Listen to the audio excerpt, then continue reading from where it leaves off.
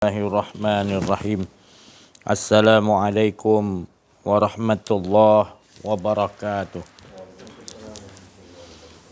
Rahmanirrahim. Alhamdulillahillazi anzala ala abdihil kitaba wa lam yaj'al lahu 'iwaja. Shadaqallahul azim. Alhamdulillahi rabbil alamin. Wassalatu wassalamu ala asrafil anbiya wal mursalin wa ala alihi wa sahbihi ajma'in bi syafa'atin Nabi Muhammadin Mustafa Rasulullah sallallahu alaihi wasallam wa ila arwahi abina wa hummatina wa mahawah anbiya wal awliya wa syuhada wa siddiqin wa ila syairin malaikati muqarrabin wal ghaib wali walidai ibu bapa kita, suami, isteri, anak-anak, cucu kita, semua pemimpin-pemimpin Islam kita, mudah-mudahan dapat hidayatullah laduni. Semua muslimin, muslimat, mukminin, mukminat yang hidup maupun telah pergi. Al-Fatihah. A'udzubillahi minasyaitonirrajim. Bismillahirrahmanirrahim. Alhamdulillahi rabbil alamin. Ar-Rahmanirrahim. Maliki yaumiddin. Iyyaka na'budu wa iyyaka nasta'in. Ihdinas siratal mustaqim. Siratal ladzina an'amta 'alaihim ghairil maghdubi 'alaihim waladdallin. Subhanaka la ilma lana illa ma 'allamtana innaka antal alimul hakim. La haula wa la quwwata illa billahil aliyil azim. Wa fahamna Sulaiman wa kullan ataina hukman wa ilma. Wa sakharna ma'a Daud al-jibala yusabbihna wa tayra wa kunna fa'ilin. Rabbi syrah li sadri wa yassir li amri wahlul 'uqdatam min lisani yafqahu qawli.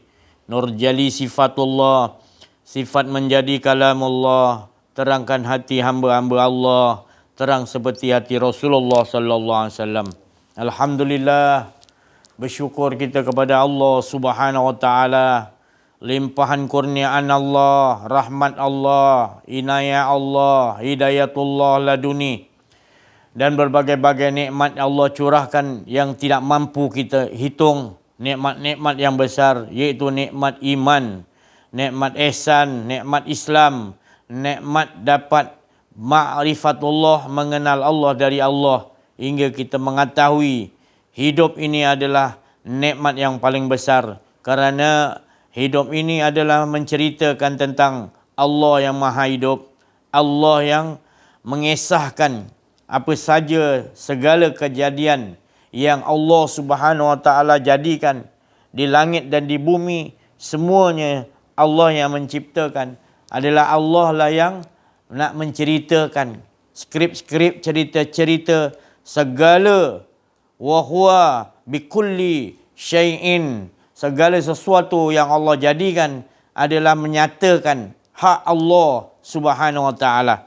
Tiada satu pun yang terjadi dengan sendirinya, melainkan semua, walaupun semut hitam di atas batu hitam di malam gelita, walaupun sehalus-halus makhluk, kuman yang halus yang kita tidak boleh melihat dengan mata, tetap juga Allah yang menciptakan. Makhluk-makhluk Allah yang berada di alam gaib, di alam jabarut, malakut, dan berbagai-bagai alam, sekalian alam ini, semuanya Allah lah yang menciptakan. Jadi Allah lah yang tahu skrip-skrip, cerita-cerita, kisah-kisah apa yang mereka itu bawa.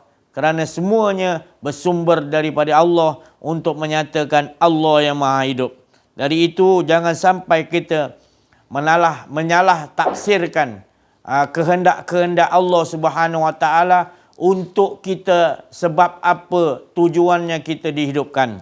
Tidak lain adalah untuk menyatakan diri esanya. Maka itu harus kita menggunakan, mendudukkan makam untuk kita memahami dan mengimani, menyaksikan kalimah suci, kalimah sakti, iaitu la ilaha illallah. Kerana la ilaha illallah itu adalah pakaian Rasulullah sallallahu alaihi wasallam, pakaian Nabi Adam hingga seluruh 124,000 nabi semuanya memakai kalimah la ilaha illallah, iaitu mereka sudah menyaksikan dengan penyaksian yang Allah berikan, maka la tiada dirinya dan tiada semua sekalian alam ini melainkan yang wujud yang ada hanya Allah. Sekalian yang Allah jadikan ibaratnya seperti bayang-bayang, kerana ada yang empunya bayang-bayang yang menggerakkan. Dari itu segala 124,000 nabi-nabi telah meyakini, mengimani, menyaksikan dengan haqqul yakin wa kamalul yakin, serta orang-orang yang mengikuti para wali-wali Allah, orang arifin billah, mereka tidak ragu lagi. Mereka haqqul yakin wa kamalul yakin. Setiap hari bertambah lagi keyakinan mereka. Seperti mana Nabi Ibrahim alaihissalam memohonkan kepada Allah subhanahu wa ta'ala untuk melihat sendiri bagaimana Allah mematikan dan Allah menghidupkan di depan matanya sendiri. Maka Allah menjawab, adakah engkau tidak meyakiniku? Tetapi Nabi Ibrahim alaihissalam menyatakan, ya Allah, untuk menambahi lagi keyakinanku kepada engkau, ya Allah, bukanlah aku ni tidak yakin. Maka Allah mengatakan, ambil burung, maka dicincang-cincang burung itu ke darat, dicampak ke laut separuh, dicincang halus-halus. Lalu Allah mengatakan kepada Nabi Ibrahim, kun fayakun, maka hidup kembali burung itu bercantum balik. Maka sujudlah Nabi Ibrahim alaihissalam melihat sendiri keagungan, kebesaran Allah subhanahu wa ta'ala. Begitulah Allah subhanahu wa ta'ala menghidupkan setelah kita semua ni tidak ada. Dia hidupkan untuk menyatakan dialah yang hidup. Lalu dia mematikan untuk menyaksikan bahawa yang tetap kekal hanya Allah subhanahu wa ta'ala. Dari itu kita mari sama-sama meyakini, mengimani, menyaksikan sendiri dengan nyata dan jelas bahawa kita ini tidak ada. Semua sekian alam ini tidak ada. Melainkan bergerak, diam, apapun mereka semua itu, di mana pun kita dihadapkan, di situlah kita merasakan yang wujud hanya Allah subhanahu wa ta'ala. Wa huwa ma'akum aina ma kuntum. Mana pun barang kita dibawa, di alam apa pun, di alam mimpi, di alam apa pun, di situ ada Allah. Menyatakan bahawasanya bukan kita bersama Allah. Sesungguhnya Allah lah yang ada, sekalian kita ini binasa. Maka yang ada di sekalian alam di mana pun adalah Allah. Seperti mana firman Allah, fa'inama tuwallu fasama wajahullah. Mana pun kita hadapkan, kerana yang menghadap di mana pun, kanan, kiri, atas, bawah, tengah, di mana pun alam, disitulah yang tetap ada kekal hanya Allah. Dan Allah itu tidak bertempat, menguasai, menyeluruh di sekalian alam, yang ada hanya Allah. Kerana sekalian alam ini menyatakan yang wujud hanya Allah subhanahu wa ta'ala. Jadi kita perhatikan dalam kehidupan kita, adakah kita benar-benar haqqul yakin wa kamalul yakin? Kita memahami dengan kefahaman yang diberi oleh dari sisi Allah, maka nyata dan jelas orang yang telah diberi pengetahuan dari sisi Allah subhanahu wa ta'ala, dia mendapatkan nur hidayatullah laduni. Maka apabila dia mendapatkan nur hidayatullah laduni, maka dia buta melihat sekalian alam yang Allah ciptakan, melainkan hanya yang dia nampak adalah pencipta sekalian alam ini. Maka orang ini adalah orang-orang ma'rifatullah. Orang-orang ma'rifatullah, maqamnya seperti maqam Nabi Muhammad sallallahu alaihi wasallam. Mereka adalah setelah pertemuan dengan Allah, mereka telah berjumpa dengan Allah subhanahu wa ta'ala.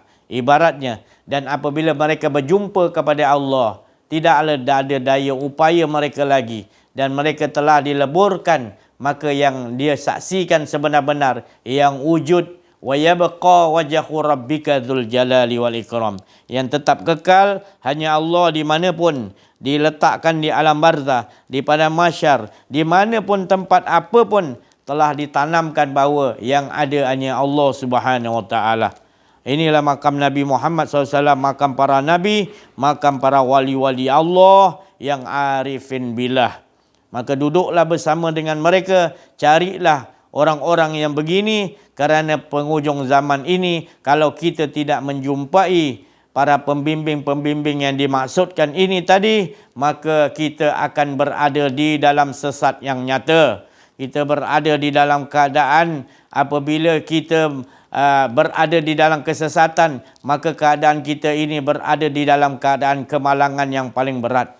Tidak ada kemalangan yang lebih berat lagi bila kita di dunia ini lagi sudah kita tidak kenal Allah, tidak dapat kita merasakan Allah, dan kita hanya merasakan keinginan-keinginan hawa nafsu kita tanpa kita perangi. Mari itulah kita sama-sama bermohon kepada Allah Subhanahu Wa Taala supaya kita ditetapkan hati kita, keyakinan kita setelah Allah menyelamatkan kita yang dulu sebelumnya kita tersesat, tidak mengenali Allah, tetapi apabila Allah memberikan rahmatnya, maka kita dapat mengenal Allah dari sisi Allah, menerusi pembimbing-pembimbing rohani yang dimaksudkan oleh Allah, iaitu mursyidah, yang dimaksudkan oleh Rasulullah SAW. Mereka inilah pembimbing-pembimbing rohani yang mana yang akan membawa kita dapat kenal Allah Subhanahu Wa Taala, dan hingga kita nyata dan jelas menyatakan bahawa kita ni tidak ada,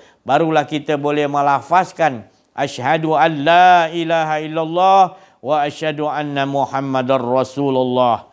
Barulah kita boleh bergerak, diam, duduk, berjalan, di mana pun kita pergi, hilanglah akuan-akuan diri kita, melainkan apa yang kita bergerak, duduk, baring, rukuk, apa pun keadaan kita, tetap kita merasakan dia yang membolak-balikkan kita. Dia yang menyusun kehidupan-kehidupan kita. Dia yang mengaturkan cerita-cerita, kisah-kisah yang dia nak nyatakan melalui kepandaian irfanullah, kepandaian Allah untuk memberikan skrip-skrip apa yang kita lakukan ketika daripada di alam roh hingga sekarang, dan bila-bila pun semuanya kita ini berada dalam genggaman kekuasaan Allah, mengikuti segala skrip-skrip yang telah ditentukan oleh Allah Subhanahu Wa Taala.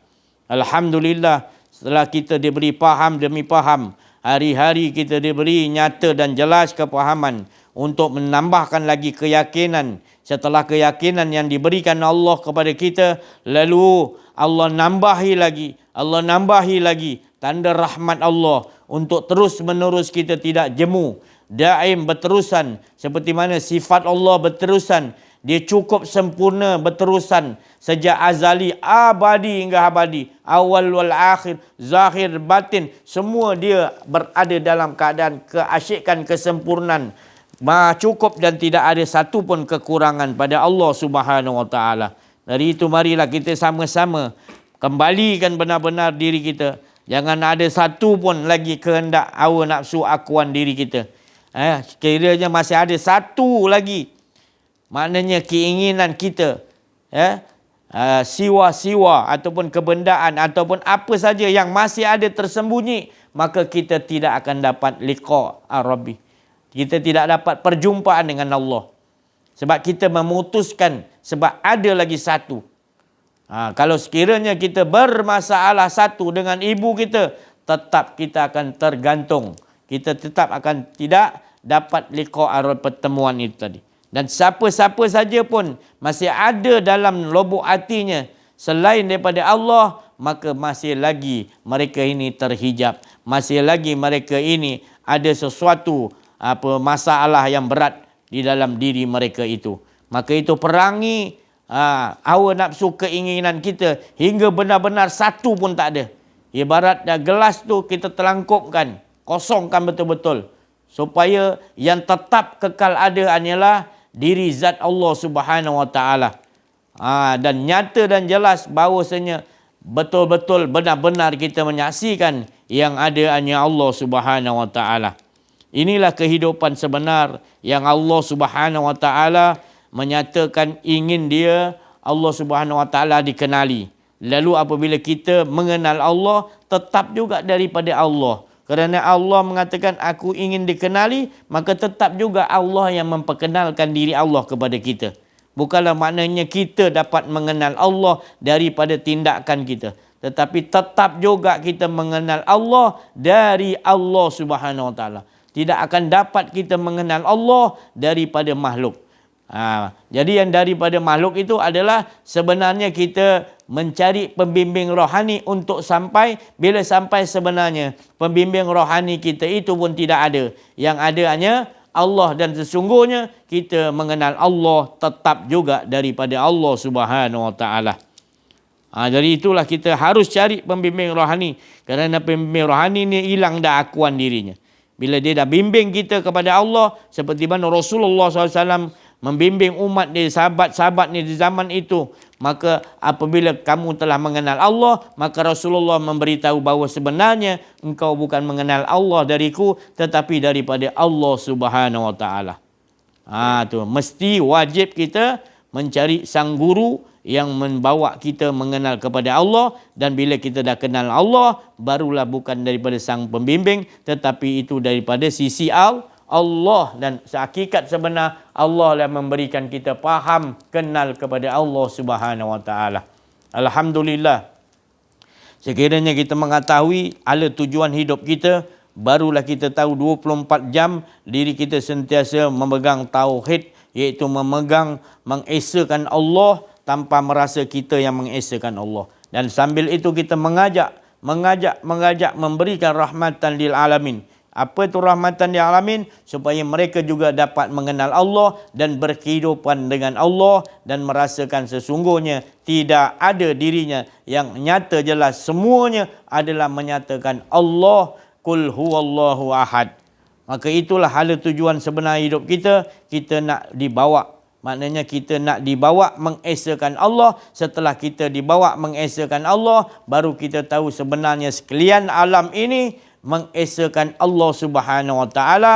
Cuma kita tidak tahu cara mereka itu masing-masing mengesakan Allah. Kerana itulah Allah Subhanahu Wa Taala tetap dalam keadaan dia maha sempurna, kerana dia tahu watak-watak yang diberi, seperti malaikat, iblis, jin, setan, Ya'juj Ma'juj, Dajjal. Itu semua daripada Allah. Itu semua untuk melengkapkan cerita-cerita di mana sekalian alam ini, di mana dinyatakan oleh Allah, tidak lain untuk menyatakan diriku. Jangan sampai kita tersilap menafsirkan. Jangan sampai kita salah memahami maksud tujuan Allah Subhanahu Wa Taala menciptakan, menjadikan kita ini. Bersyukurlah kita apabila kita diberi pengetahuan dari sisi Allah menerusi pembimbing rohani kita yang arif billah. Beruntunglah barang siapa yang tidak dia mengenal akan dirinya, maknanya tidak dapat dia mengenal akan sang pembimbing rohaninya, maka dia itu adalah sesat yang nyata. Matinya nanti seperti mati kafir jahiliyah, berada di alam barzah, disoat, diseksa,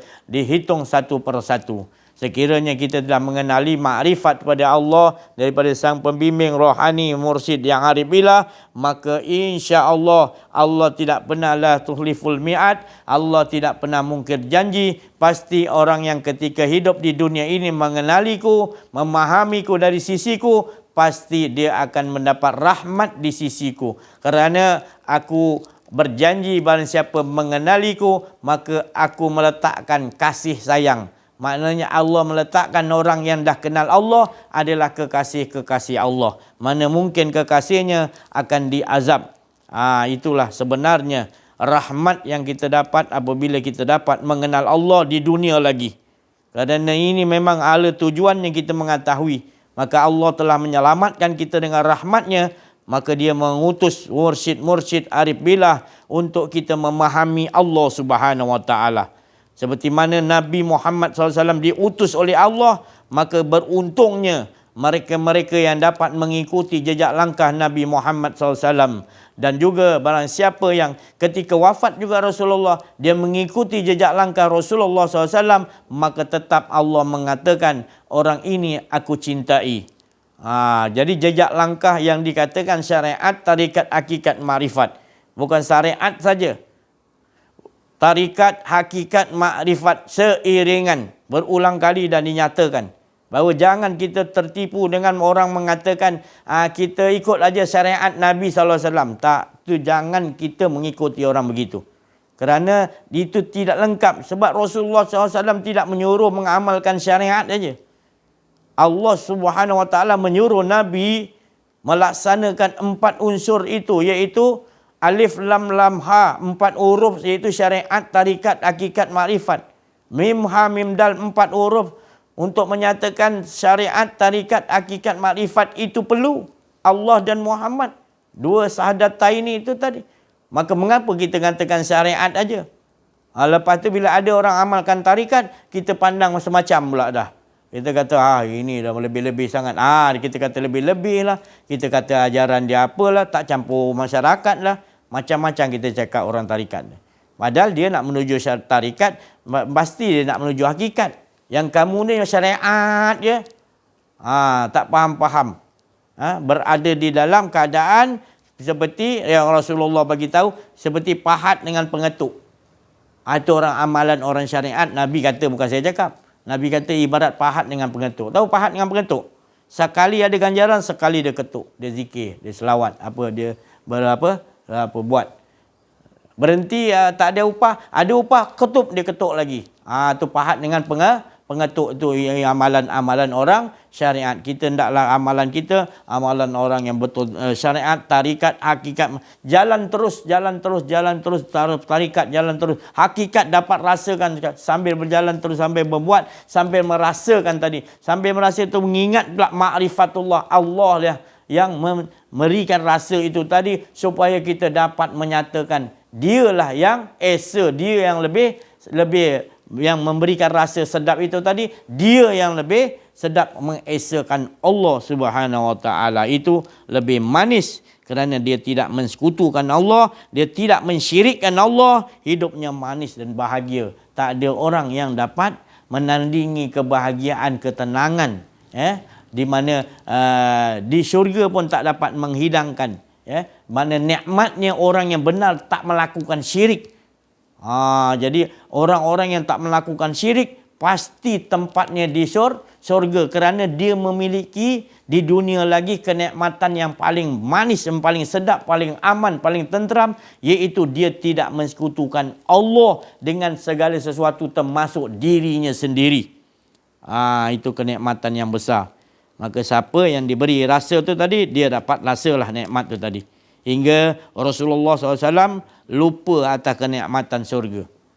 Bila teringat baru Rasulullah cerita kenikmatan syurga. Tetapi Rasulullah SAW hanya duduk nikmat di sisi Allah, lebur, tak ada akuan di diri. Asyik dengan Allah di tempat yang suci itu tadi. Maka lebur, hilang akuan, hilang. Terus yang ada hanya Allah, itu yang manis tiada pahit. Tak dapat nak diucapkan. Tapi lakukanlah begitu. Supaya nanti datang rahmat Allah. Di waktu itu nanti Allah menjazbah, menyentap, menyabut keakuan diri kita yang benar-benar. Lalu Allah SWT memberikan kita kehidupan untuk menyatakan dirinya. Inilah kehidupan yang sebenar. Maka kita akan dapat bawa dalam kehidupan kita dengan rahmat Allah Subhanahu Wa Taala. Bukan dengan kehendak ataupun kekuatan kita. Betul-betul kehidupan kita ni, kita rasakan dialah yang menaikkan nafas kita, menurunkan nafas kita. Kita terasa dalam keadaan berjaga-jaga hingga kita selalu merasakan dia, hingga kita tak mahu ada akuan diri. Dan kita berjaga-jaga takut ada sedikit pun rasa akuan diri. Ini orang-orang yang beruntung. Dia perang betul-betul sampai dia tahu perang yang paling kena jaga adalah musuh paling adalah dirinya sendiri. Musuh yang paling berat dan paling licik, paling macam-macam nak silap aja kita sikit dia akan masuk. Hawa nafsu keinginan dia akan masuk. Maka itu dia berjaga-jaga jangan sampai masuk. Setelah Allah dah selamatkan dirinya berada lebur di sisi Allah, maka dia tidak mahu lagi kembali. Rabbana la tuzigh qulubana ba'dahi zadaitana wa hab lana min ladunka rahmah innaka antal wahhab. Ya Allah, jangan kau beralihkan aku kembali kepada kesesatan setelah Engkau dah menyelamatkan aku. Rabbana la tuzigh qulubana. Maka tetapkan hatiku tadi supaya hanya mengesakan Kau dan merasakan engkaulah sebenarnya yang mengesakan dirimu sendiri, ya Allah. Tak ada siapa-siapa yang boleh menyelamatkan kita, tiada siapa-siapa boleh mendudukkan kita di makam ini melainkan dengan rahmat Allah Subhanahu Wa Taala. Dari itulah kita suruh, kita menyeru, kerana seruan ini adalah seruan yang Allah suruh. Setelah kita mendapatkan keuntungan yang besar daripada sisi Allah, maka Allah menyuruh kita memberikan. Kalau Nabi rahmatan lil alamin sifatnya, tetapi kita adalah membawa barakna. Jadi keberkatan kita kepada siapa yang dikelilingi kita. Maka kita nak bawa mereka. Dan kita ajakkan mereka untuk supaya duduk di tempat yang paling selamat, iaitu berada dalam aman kenaungan Allah Subhanahu Taala. Harus kita faham, iaitu la ilaha illallah. Harus kita faham yang boleh merosakkan la ilaha illallah itu adalah kesyirikan, pengakuan akan kita yang berkuasa, kita yang hidup, kita yang berkehendak, kita yang berilmu. Itu semua harus dinafikan. Barulah nanti Allah SWT akan memanggil kita dengan jiwa yang tenang kembali. Maka Allah yang ajakkan kita kembali. Bila Allah yang ajak kita kembali, maka senanglah kita kembali. Tetapi kalau sekiranya masih kita berada di dalam lembah yang dikatakan lembah yang menyesatkan, iaitu satu benda yang jijik, iaitu nafsu kita tadi, berkeinginan kepada selain daripada Allah, itu adalah satu busuk ataupun satu kengerian yang menyebabkan kita akan menjadi kerugian. Innal insana lafil khusr, berada dalam kerugian. Bila Allah dah mengatakan rugi, maka seluruh alam ini milik kamu, tetapi tetap juga kamu akan rugi. Apapun keadaan dia nanti, kamu tidak akan beruntung. Walaupun kalian ini dah merasakan seolah-olah tidak memerlukan kepada harta benda segala-gala, tetapi tetap juga bila kamu tidak mendapatkan memahami Allah Subhanahu Wa Taala, kamu tetap juga berada di dalam keadaan innal insana lafil khusr. Dan itulah kita sama-sama menyeru semua para pendengar YouTube, mantapkan cari lagi seberapa banyak supaya kita dapat memberikan baraknah, kerana ini suruhan daripada Allah. Bila Allah dah memberikan kefahaman kepada kita, adalah diamanahkan kepada kita untuk menyampaikan, untuk menyeru manusia ke mana? Da'ilallah. Maka inilah sebaik-baik perkataan setelah kita dah mengenal diri, mengenal Allah dari sisi Allah menerusi pembimbing rohani tadi. Maka kita kena buat kerja. Kerja ni adalah kerja yang paling mulia, iaitu tak ada kerja yang lebih mulia. Walau kau agung, raja agung, kau perdana menteri, kau tinggi mana pun darjat kau, sebenarnya inilah lebih tinggi, kerana Allah mengatakan iaitu sebaik-baik wa man ahsanu qawlan min da'i, sebaik-baik perkataan da'i, ajakkan manusia, yang mana kita ajak kepada Allah, iaitu mengenal Allah, memahami Allah, menyaksikan yang adanya Allah. Maka kehidupan kita sentiasa mengesakan Allah seperti mana Allah mengesakan dirinya. Itulah sebaik-baik. Bila Allah dah kata sebaik-baik perkataan, maka orang yang dah kenal diri, kenal Allah, maka mereka inilah dipanggil kekasih-kekasih Allah. Dan Allah menyuruh kita membuat membuat pekerjaan, iaitu menyampaikan, iaitu daripada Allah Subhanahu Wa Taala, iaitu apa yang disuruh oleh Allah untuk kita buat kerja, mengajak manusia kepada Allah. Kerana banyak di kalangan akhir zaman ini manusia yang tidak mahukan kepada Allah setelah dia merasa dirinya cukup dengan apa yang ada pada dirinya. Padahal yang memberikan kecukupan, ketenangan, keamanan hanyalah dengan Allah, di sisi Allah, bukan di sisi segala sesuatu yang Allah jadikan. Kerana segala sesuatu yang Allah jadikan adalah bersifat tidak ada daya upaya. Semuanya atas izinan Allah Subhanahu Wa Taala. Jangan sampai kita salah menafsirkan disebabkan kita mengikuti hawa nafsu kita. Kita tidak mahu perangi hawa nafsu kita, maka itu terus berada di dalam keadaan iaitu akrium ataupun bernajis, dalam satu tempat najis, iaitu akuan diri tadi. Akuan diri itu najis itu tadi, kita biarkan hidup kita bergelumang dengan najis, tanpa kita keluar daripada tempat najis itu tadi, iaitu keluar kembali kepada Allah, dan Allah akan memberikan kekuatan kepada kita, akan memberikan kepada kita kehendak-kehendak Allah. Dengan itu kita akan tahu mengapalah daripada dulu aku tidak keluar daripada akuan hawa nafsu najis aku ini. Inilah mana kita nak bagi tahu bagi orang yang telah diselamatkan oleh Allah, orang yang telah diberikan kemenangan yang nyata, inna fatahna laka fatahan mubina, maka orang ini adalah orang-orang yang ditugaskan oleh Allah seperti mana Nabi SAW untuk menyelamatkan rahmatan lil alamin. Saya rasa cukuplah sampai sini dulu sementara ni. Kita minta kepada Syekh Latif dan juga yang lain-lain untuk memberikan lagi pencerahan dan pertukaran. Alhamdulillahirabbil alamin wassalatu wassalamu ala asyrafil anbiya'i wal mursalin wa ala alihi washabihi ajmain. Subhanaka la ilma lana illa ma 'allamtana innaka antal alimul hakim. La haula wala quwwata illa billahil aliyil azim. Syukur kepada Allah Subhanahu wa taala, limpahan kurniaan Allah Subhanahu wa taala, kasih sayangnya dapat kita bersama-sama berkumpul pada petang yang mulia ini, yang dijadikan Allah juga yang menjadikan hari-hari Allah. Apa dia hari-hari Allah? Menyatakan dia yang esa dan menghala tujukan ke arah mengesakan Allah SWT, menafikan keakuan diri kita yang ada hanya Allah. Itu sebenarnya la ilaha illallah yang hendak kita bawa dalam kehidupan harian kita. Bukanlah kita hanya menyebut la ilaha illallah, tapi kita meyakini, mengimani, dan yang seharusnya, yang sewajib-wajibnya, ni nak cakap ni, sewajib-wajibnya ditalkinkan oleh pembimbing rohani, Mursyid Arif Billah, tentang la ilaha illallah.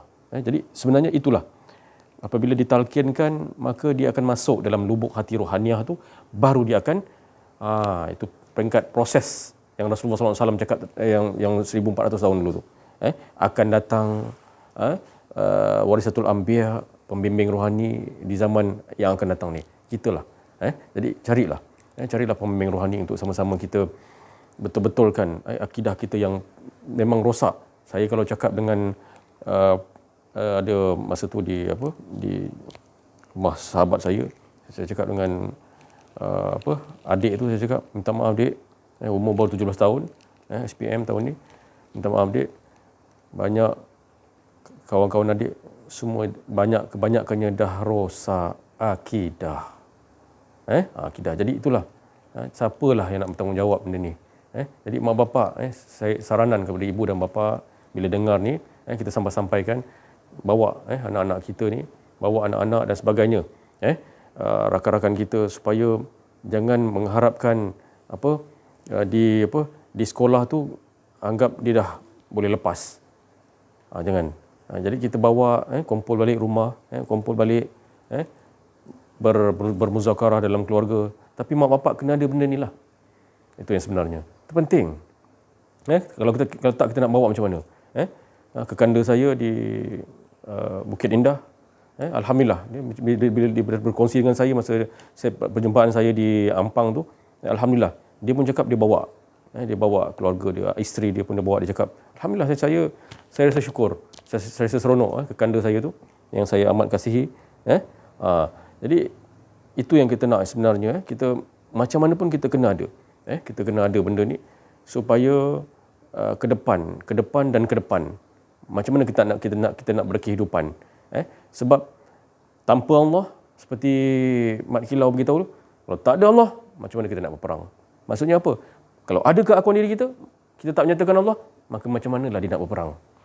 Di luar tu, macam mana? Itu Mat Kilau beritahu, itu ayat yang sebenar-benar, pejuang agama, bangsa dan negara. Yang sebenarnya, yang dikatakan pengkhianat, British dan sebagainya, mengatakan dia pengkhianat, banyak talibarut yang mengecam dia, yang nak mencari dia, nak bunuh dan sebagainya. Jadi itulah, kalau kita tak ada benda ni, jadi itulah kita nak menyatakan bahawa keseronokan apabila berkehidupan dengan Allah Subhanahu Wa Taala, iaitu dia tenggelam. Bukan kita bercakap saja, seperti yang di talk malam tadi, di Zawiyah tadi, di Zawiyah Nur Muhammad Mesri itu. Jadi sebenarnya bukan hanya berselawat, tapi tenggelam dalam selawat. tenggelam dalam keasyikan berselawat.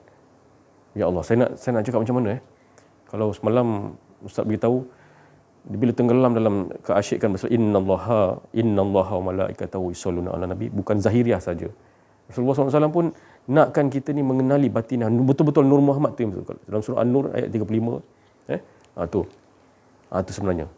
Baca surah An-Nur tu dia akan tahu tadabbur yang dikatakan pengertian kejadian Nur Muhammad sallallahu alaihi wasallam. Jadi itulah tenggelam iaitu zat kepada sifat tadi tu. Jadi kita berselawat sekali pun dia datang ke asyikkan selawat yang betul-betul selawat. Mughram qalbi bihubbika mughram ya Mustafa al-Mukarram ya Rasulullah. Itu dia kegilaan dia dengan, bukan kegilaan yang macam mana maksudnya. Kegilaan tu bukan kata-kata gila, tapi menyatakan keasyikan di antara sifat dan zat tadi tu. Jadi tak lain menyatakan diri dia yang esa. Tak ada lain. Kan? Tu. Macam mana kita nak dapatkan benda tu? Itulah. Kita bersama-sama dengan Arif Billah, Mursyid Arif Billah yang dibawa oleh Allah Subhanahu Wa Taala nak menyatakan benda ni, nak nyatakan perkara-perkara sebegini. Pancaran dan nur masuk dalam rohaniah dia, baru kita boleh dibawa oleh Allah Subhanahu Wa Taala. Saya bukan kata saya tak ada apa-apa, saya bukanlah kata bagus ke tak apa, tak ada, memang tak ada, tapi saya memang perlu yang tu yang dikatakan diatur oleh Allah Subhanahu Wa Taala.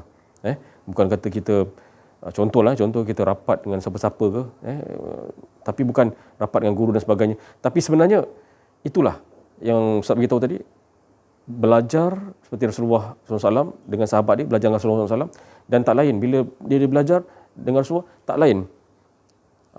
Kau belajar dengan Allah Subhanahu Wa Taala, kau diajar oleh Allah. Sama kita lepas Arif Billah, Mursyid Arif Billah, jadi kita seterusnya kita diajar oleh Allah Subhanahu Wa Taala. Dan apa yang diajar oleh saya, ni direct. Jangan cakap tak boleh direct pula, kan? Okey. Yang Allah Taala bagi olahan kat saya, segala adab-adab engkau dengan guru rohani kan akan diajar oleh Allah. Kita masakan kita tahu. Sebab tu, kalau kita tahu pun kita akan menyebut, lah aku pun tak tahu. Engkau yang akan ajar aku macam mana adab-adab aku dengan guru-guru dan sebagainya. Saya sampai ternampak guru-guru saya yang dulu tau. Masa saya kecil dulu, sekolah agama, saya sampai ternampak guru-guru saya yang dulu. Di situlah yang Allah Ta'ala titipkan kasih sayang tu. Yalah, guru dulu pun ajar kita setakat tu. Tapi Alhamdulillah Allah Ta'ala olahkan bahawa guru ajar setakat itu, dan apabila engkau sambung, kau akan mendoakan guru kau balik. Yang dululah, yang maksud saya yang masa saya sekolah agama dulu. Yang dia ajar setakat tu, tak apa. Saya tidak menyatakan apa-apa, tapi nak menyatakan kasih sayang kita. Saya sampai ingat nama dia. Sampai saya ingat nama dia tu. Ustazah tu dia memang tua, kan? Tapi saya jadi dia punya apa? Saya jadi dia punya apa tu? Pembantu dia masa tu. Dia memang tak larat sebab dikenal saya 2-3 tahun lepas, bersama student yang lama pun arwah abang saya, kan? Lepas tu masuk kat saya pun student dia juga. Jadi saya jadi pembantu dia masa tu. Dia tak larat masa tu, kesian. Lepas tu saya dah lama baru tahu dia dah meninggal dunia. Jadi saya mendoakan agar kita menyambung daripada syariat, tarikat, hakikat, marifat itu kita dapat, dan kita mendoakan beliau.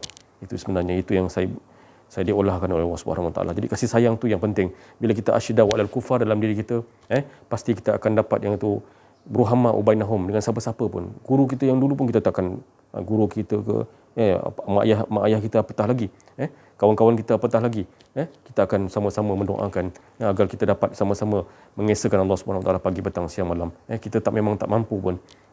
Memang tak betul. Seperti mana yang mula-mula tadi pun kita pun cakap la ilma lana illa ma 'allamtana innaka antal alimul hakim. Kita nak rasa keakuan. Itulah peperangan yang dikatakan masuk dalam medan perang tadi tu.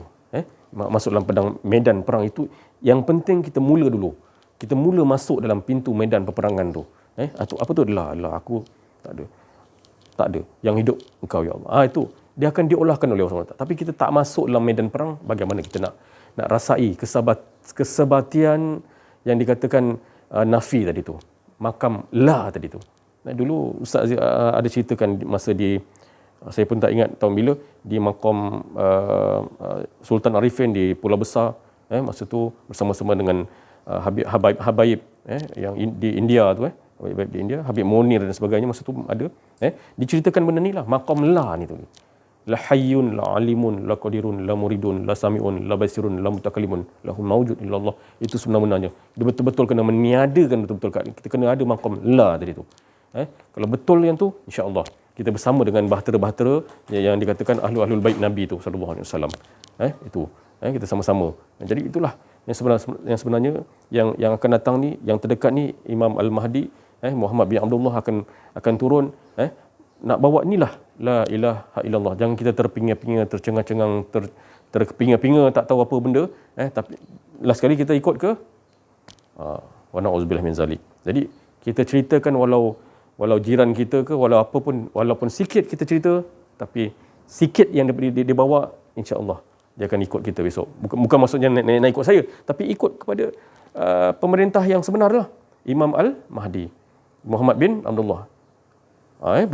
Bukan yang kerajaan sekarang ni sekarang lah, tapi bila dah sampai masa dia, pemerintah sebenar, bukanlah pemerintah dunia, tak ada. Bill Gates semua kau jangan mimpilah, Bill Gates, Rothschild, jangan mimpi itu nanti. Imam Al-Mahdi Muhammad bin Abdullah, dia akan memimpin yang sebenar-benar yang ni.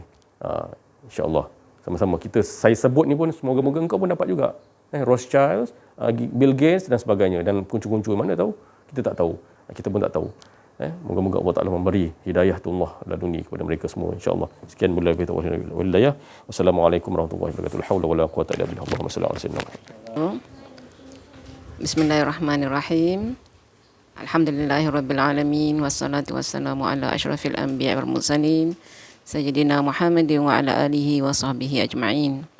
Rabbi shrah li sadri wa yassir li amri wahlul 'uqdatam min lisani yafqahu qawli. Alhamdulillah, di petang Jumaat hari ini kami dikumpul sekali lagi di dalam majlis talk mengesahkan Allah Subhanahu Wa Taala. Hari ini saya nak sumbangkan suara, bolehkah? Ini sumbang.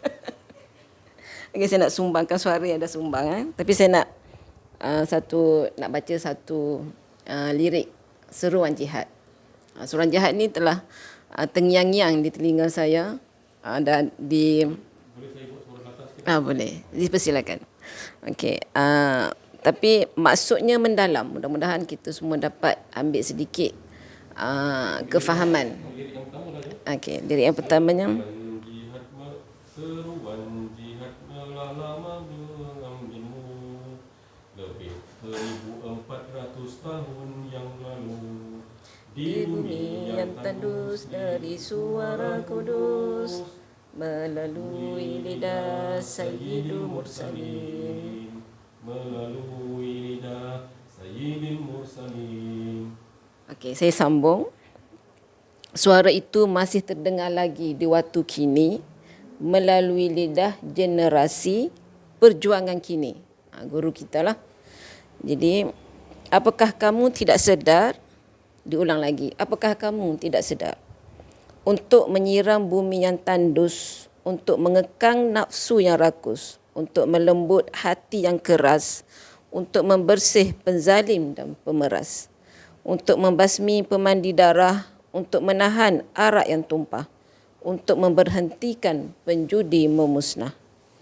Agar Tuhan dibesarkan dan disembah, agar bumi Tuhan putih bersih dari noda dan darah. Suara itu masih terdengar lagi di waktu kini, alhamdulillah. Melalui lidah generasi perjuangan kini, apakah kamu tidak sedar? Agar Tuhan dibesarkan dan disembah, agar bumi Tuhan putih bersih dari noda dan darah. Ayuh, sambutlah suruhan ini. Jangan tunggu-tunggu lagi. Jangan biarkan masa berlalu percuma. Jadi ayuh, marilah kita semua, saya menyeru diri saya dan pendengar-pendengar YouTube di luar sana untuk kita jihad. Jihad apa yang pertama sekali? Jihad perang hawa nafsu. Jihad perang keakuan diri kita. Jadi Kalau kita menutupi, kalau kita sentiasa mendengar bisikan-bisikan, kita dah duduk dalam majlis begini, kita jihad. Jihad semoga terus kita dibuangkan sifat keakuan, dileburkan oleh Allah Subhanahu Wa Taala untuk 24 jam berkehidupan dengan Allah Subhanahu Wa Taala. Jadi itu saja perkongsian daripada saya. Mohon maaf atas tersalah bicara.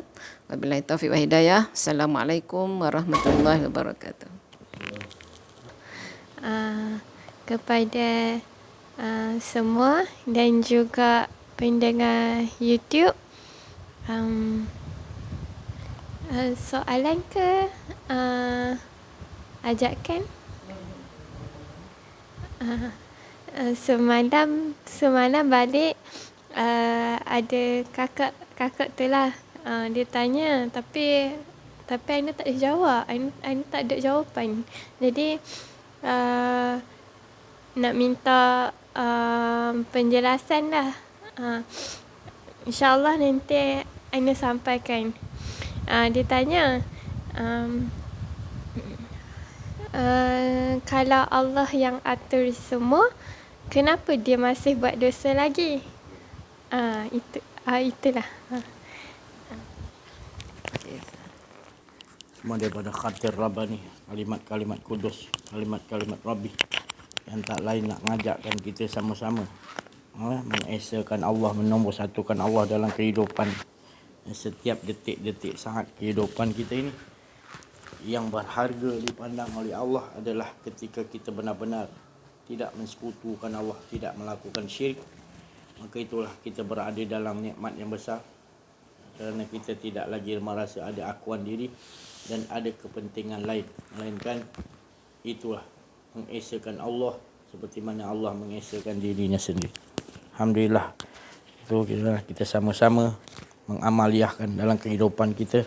Setiap nafas nyawa kita naik turun dan naik, semuanya di bawah kekuasaan Allah. Jangan kita merasa lagi ada kekuasaan kita untuk naikkan nafas kita turun dan naik, mengalirnya darah berada di dalam saraf dalam tubuh daging kita ini, semuanya Allah Subhanahu Wa Taala yang menguasai, yang tetap, yang kekal, abadi, azali, nak nyatakan bahawa dirinya lah, tidak ada yang lain. InsyaAllah jumpa kita pada kali ini. Terima kasih banyak perhatian.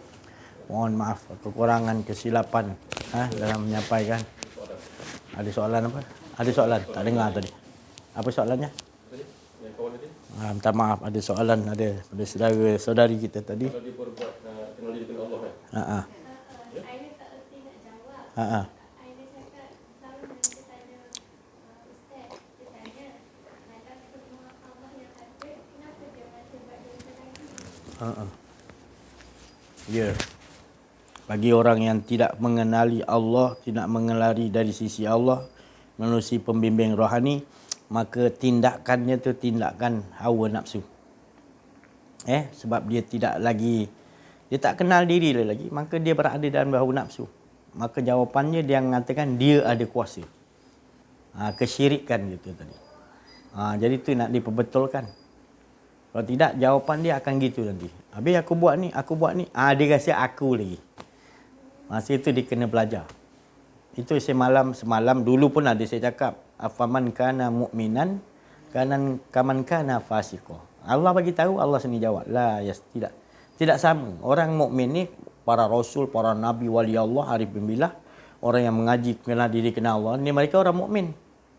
Dia bernombor satukan Allah. Jadi setiap kehidupan dia rasakan Allah aja. Tapi bila orang fasik, dia tak kenal Allah, apa pun dia akan mengakui dia. Dia tak akan mengakui yang lain. Dirinya, dia rasa diri, itulah sebenarnya yang dikatakan azab. Tapi dia tak akan percaya bahawa dia diazab. Dia rasa begitu je dah azab dah. Apatah lagi kalau dia buat yang tak elok. Itu aja dah tak elok dah tak betul. Tak payah nak dia mencuri ke, dia merompak ke. Itu dah tentu dia dah berada dalam keadaan yang Allah Ta'ala kata mana sama, tak sama. Dia tak kenal aku. Orang mukmin kenal aku. Kau tak kenal aku, apa pun yang kau buat, kau rasa engkau tak faham. Bahawa tu adalah skrip-skrip Allah. Jadi tu kita kena faham orang yang mengaji dengan tak mengaji. Orang yang mengaji kenal dia, mana sama. Kita nafas kita naik turun, kita rasakan Allah. Kita bergerak dulu, la haula wala. Tapi kalau orang yang tak mengaji ni payah kita nak cakap. Kalau macam tu, kita kan kena usaha. Kita kena ni, dia nak kata dia banyak bercakap diri dia. Lama-lama dia mengaku ana rabbukumul macam Firaun. Saya dah ucap banyak kali dah. Kalau orang yang tak kenal diri, kenal Allah, dia akan cakap gitu. Orang Yahudi, Nasrani, dia akan kata akuan diri dia akan, sebab dia tak faham la ilaha illallah. Apa kita nak cakap lagi? Benda yang mudah nombor satu aja, la ilaha illallah tak dibedah siasat, tak diungkapkan. Dia dan tak pernah dia ceritakan bahawasanya dia tahu Allah tu kita jumpa ketika nanti dah selesai padang mahsyar, di situ Allah akan munculkan diri dia. Dia rasa begitu. Padahal Allah tu mawadda'aka rabbuka wa ma qala, tak pernah tinggal, tak pernah berpaling. Sebab apa? Sebab dia menggerakkan kita, dia apa? Tapi engkau tu dah jadi tertutup. Kafir ni tertutup. Tertutup nampak Allah, engkau nampak engkau dulu, engkau tak nampak Allah lah. Tu kafir nama dia. Kau merasakan engkau ada tu sebenarnya kafir lah tu. Sebab engkau merasa engkau ada, sebenarnya engkau tak pernah ada, engkau bayang-bayang, tak boleh buat apa. Tapi disebabkan kau tak faham, ataupun kau tak mau mengaji, ataupun kau buat buta, ataupun penyakit dalam diri kau biarkan lama-lama, maka engkau makin lama makin jauh, makin lama tak mempercayai bahawa semua sekalian alam ni adalah kekuasaan Allah. Kau jadi macam Firaun dan itu contoh-contoh yang Allah bagi. Tapi kita tak boleh cakap dengan orang tu begitu. Orang begitu kita tak boleh lawan. Kita ajakkan dia untuk datang. Berdoalah kepada dia kan, berdoa, doalah, mintalah. Kalau kita terangkan macam mana pun dia akan cari jalan untuk supaya dia bingung, dan dia ajak kita bingung sekali. Jadi dia tu dah bingung, dia nak ajak kita bingung sekali. Peringkat dah sampai begitu. Dia tu dah sesat Firaun, dia ajakkan orang lain sesat. Supaya akuan diri aku yang paling tinggi, kau kena ikut akuan diri aku. Dia tak ajakkan kepada akuan Allah tu tadi. Dia bawa akuan diri. Ini banyak berlaku dalam kehidupan kita. Baik kita lagi banyak ilmu, tanpa kita kenal Allah, tak bermanfaat kata Nabi. Banyak ilmu, bukan Nabi kata tak boleh bayar. Belajar. Tapi jangan merasakan kita faham. Yang faham tu Allah. Jadi bila orang soal, kita refer kepada Allah. Ya Allah, aku tak tahu apa. Baru Allah Ta'ala kata yang kau belajar tu ayat ni muka suratnya tu. Contohnya lah kan. Kena begitu. Jangan terus kita mengatakan, aku boleh rujuk ni, aku boleh rujuk. Kita tak nampak Allah dahulu. Kita nampak ilmu dia. Kita tak nampak Allah tu yang Tuhan punya ilmu. Benda ni halus je, syirik ni. Kiralah besar ke kecil. Yang penting dengan siapa kita buat kesyirikan. Tetap juga tak diterima Allah amalan kita. Selagi kita mengaku kita yang melakukan kebaikan. Wala yusyrik bi ibadati rabbih. Dalam ibadah Allah Ta'ala kata, banyak yang mensekutukan aku. Nak pula zaman-zaman kita penghujung zaman ni banyak.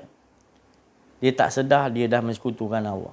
Bila dia sebutkan surga, dia sebut Allah, tak ada pula rasa syok. Geleng kepala siap surga, bidadari, dia dengar penceramah surga, nak memiliki surga. Allah tu tak mana. Syirik tak? Halus kan? Halus je. Kita dah menyembah lebih syok surga daripada Allah. Padahal Allah jadikan syurga tu bukan kata tak ada. Ada, tapi bukan tujuan untuk engkau kembali ke syurga. Tempat kau kembali adalah pemilik syurga tu lagi best daripada syurga. Jangan salah faham. Dia kata, si Haji kata tak usah minta syurga. Engkau salah faham tu. Itu fitnah. Saya tak cakap syurga tak ada. Dalam Quran berapa banyak sebut syurga. Tapi Allah Ta'ala kata, jangan mensekutukan Allah dalam ibadah. Maknanya, jangan engkau makrifat kau kepada sesuatu yang aku jadi. Termasuk syurga dan neraka. Aku ibadah ya Allah supaya engkau jangan masukkan aku dalam neraka. Dah paksa Allah pula.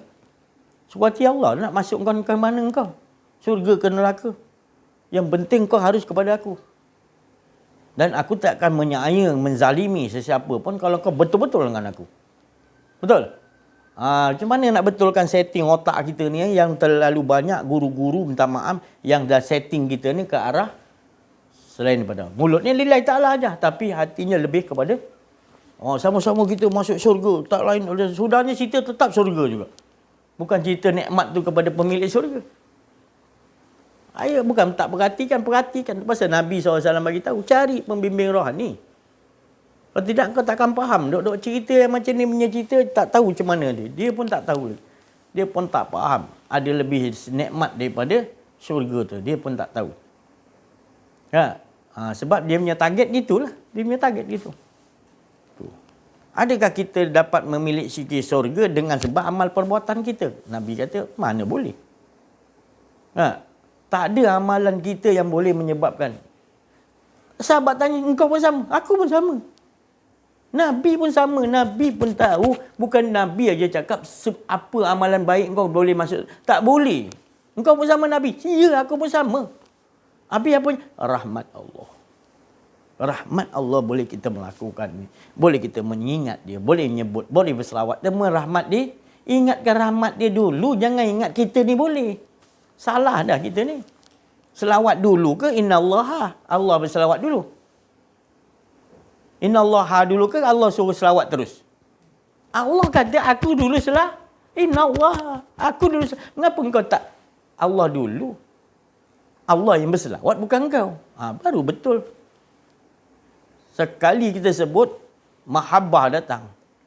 Mahabbar Allah, mahabbar Rasul. Kerana dalam keadaan selawat tu, dia asyik dengan diri dia sendiri. Nur Zat dengan Nur Muhammad tu selawat tu. Tapi kau tak selawat, kau tak ada rasik. Saya tak cakap tak boleh, jangan salah faham. Puas selawat dah mana-mana. Tapi kau tak terasa. Selawat tu biar terasa. Macam kita beristighfar.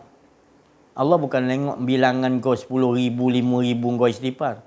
Allah nak tengok kesadaran apa yang kau mintakan ampun.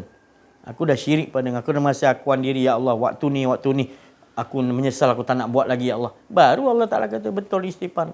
Tapi kalau engkau mengatakan astagfirullah 1000 kali, tapi malahan kau tak sedang, kau buat lagi. Kau derhaka lagi pada Allah. Kau syirik lagi kepada Allah. Lepas tu kau istighfar lagi. Allah tak pandang istighfar macam tu. Allah nak bagi kau kesadaran dulu. Tapi kau tak nampak kesadaran. Banyak mana lepas tu kita nak selawat. Banyak bilangan engkau sedar tu nangis air mata. Itulah. Sampai puas engkau keluar air mata. Kata wali Allah tu. Kau istighfar sampai betul-betul kau puas keluar air mata. Betul-betul. Dia kata 10 minit. Kata 1 jam. Dia yang bagi kita keluar kesadaran air mata tu keluar istighfar. Jangan istighfar yang tak ada kesadaran. Yang tak ada merasakan kesalahan. Hanya bilangan aja. Banyak kita tersilap tak faham. Salah nak cakap. Bila makan nasi goreng mamak ke, mi goreng mamak ke, tak tahu garam saja satu je bahan, garam tak ada, mengamuk. Mamak garam tak ada lah. Tapi ibadah kita macam-macam tak ada.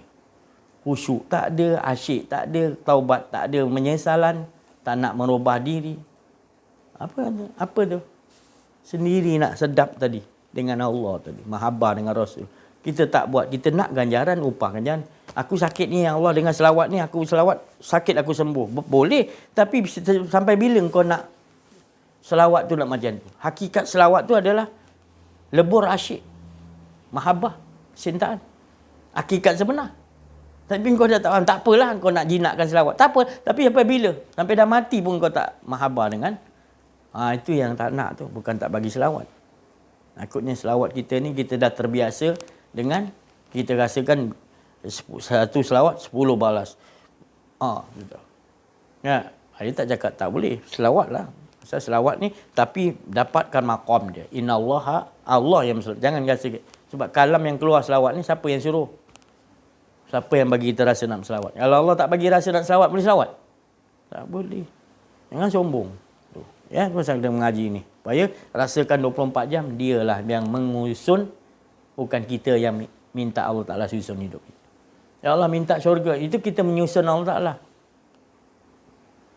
Pasal kalau kita susun tak sempurna lah. Adakah minta syurga? Kan ridha aku dulu. Allahumma inna nas'aluka ridha kawal jannah. Bukan jannah dulu, betul Rasulullah minta. Kenapa ridha dulu? Kenapa faham? Dari ayat Quran pun Allah kata innal ladzina amanu, beriman yakin pada aku dulu, mau kau kasih best, baru kau lakukan amal soleh. Kau tak mengaku kau melakukannya. Sebab aku tak ada yang sebab dia beriman. Barulah kanat telahum jannah nombor 3. Sebab Allah ridha lah. Engkau sesuatu yang kau buat amalan, kau tak merasa engkau. Dan kau rasakan dia je sepanjang berdiri, rukuk, sujud, bagi salam. Dan terbawa-bawa di luar solat. Inna solata tanha ni fasyan. Terasa engkau yang dia, bukan engkau. Itu telah berhasil. Bila berhasil, Allah Ta'ala kata inilah khusyuk wa tawa. Bukan dalam solat dia je khusyuk. Terbawa-bawa di luar solat. Tanda orang yang khusyuk. Dan senang hatinya melakukan solat. Tengah malam. 2 rakaat ni. Bangun tidur. Bangun 2 rakaat. Sedap dia nak solat. Kerana di situ ada, dia panggil tadi, yang aku sukai kata Nabi. 3. Salah satunya solat. Nabi suka 3 kat dia ni. Pertama, salah satu dia adalah solat. Sebab sedapnya solat tadi. Bagi orang yang khusyuk atau tawaduk, kenal Allah. Tapi bagi orang yang tak khusyuk, berat. Dah bangun dah tengah malam, Allah dah kejutkan. Buang kecil, basuh muka, minum-minum, boleh tidur balik. Dia tak ada romantik dengan Allah. Dia tak ada rasa asyik mahabbah dengan Allah. Tadi. Padahal para Nabi, semua Nabi 124,000 wali Allah, amalan dia ikut daripada dulu adalah beribadah tengah malam, qiyamul lail. Itu dia orang punya kesukaan. Semua para Nabi gitu. Saya rasa cukuplah sampai situ dulu. Terima kasih atas perhatian. Mohon maaf kekurangan kesilapan dalam menyampaikan. Ada rasa akuan diri wa afu minkum wabillahi taufiq wal hidayah. Assalamualaikum warahmatullahi wabarakatuh. Takbir. Sallu ala nabi wal asri insan.